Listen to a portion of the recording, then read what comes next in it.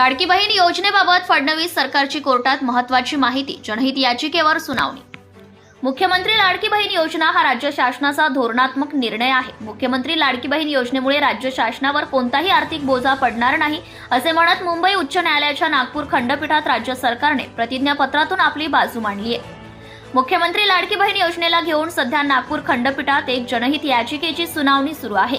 यावर बोलताना राज्य सरकारने आपली भूमिका मांडत मत स्पष्ट केले आहे। लाडकी बहीण आणि वैयक्तिक लाभाच्या विविध योजनांवर आक्षेप घेणाऱ्या याचिकेवर राज्य सरकारला उत्तर सादर करण्यासाठी नागपूर खंडपीठाने 15 जानेवारीपर्यंत वेळ वाढवून दिला होता।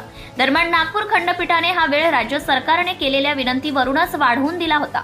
त्यामुळे लाडकी बहीण योजनेवर आक्षेप घेणाऱ्या याचिकेवर राज्य सरकारला तूर्तास दिलासा मिळाला होता। अशातच मुख्यमंत्री लाडकी बहीण योजनेसाठी संबंधित विभागाच्या हेड अर्थसंकल्पीय निधीची तरतूद करण्यात आली असल्याचं शासनाने आपल्या प्रतिज्ञापत्रात आज म्हटले आहे। तर या प्रकरणाची पुढील सुनावणी 7 फेब्रुवारीला होणार आहे। विधानसभा निवडणुकीपूर्वी लाडकी बहीण योजनेसह विविध योजनांवर आक्षेप घेत काँग्रेस नेते अनिल वडपल्लीवार यांनी जनहित याचिका दाखल केली होती।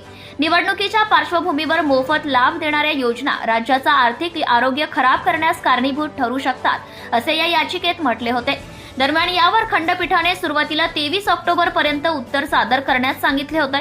त्यानंतर 3 डिसेंबर पर्यंत उत्तर सादर करण्याच्या सूचना नागपूर खंडपीठाने दिल्या होत्या। यावर राज्य सरकारने पुन्हा वेळ वाढवून मागितल्याने 15 जानेवारीपर्यंत उत्तर सादर करण्याची वेळ नागपूर खंडपीठाने वाढवून दिली होती। तर या प्रकरणाची पुढील सुनावणी आता 7 फेब्रुवारीला होणार आहे। Bureau report AS Marathi news. संदेश चौधरी, संपादक कोकण विभाग। Subscribe now and press the bell icon. Never miss an update.